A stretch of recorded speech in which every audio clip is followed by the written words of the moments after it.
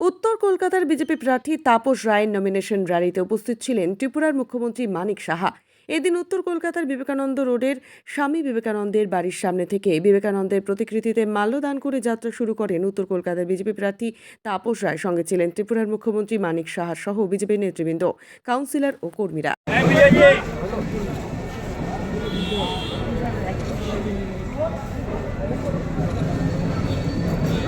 আপনি গিয়ে আজকে নমিনেশন ফিল আপ করছেন, রাজনৈতিক জীবনে আজকের দিনটা আপনার জীবনের জন্য কতটা ইম্পর্টেন্ট? ভীষণ ইম্পর্টেন্ট, ভীষণ ইম্পর্টেন্ট। শুধু আজকের দিন নয়, আজকের পর থেকে যত দিন রাজনীতিতে থাকবো, বাঁচবো, প্রতিটা দিন আমার জীবনের কাছে ইম্পর্টেন্ট।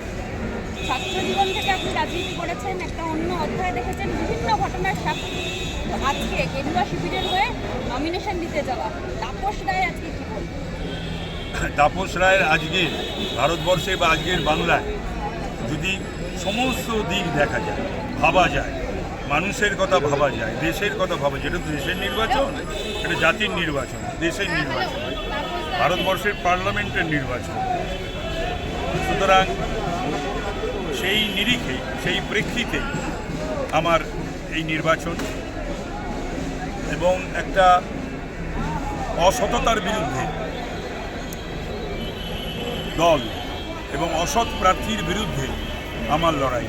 মানুষের কাছে আমার আবেদন যে দুষ্টের দমন হোক, শিষ্টের পালন হোক, এইটা ভেবে যেন মানুষ সমর্থন করে, যাকেই করবেন।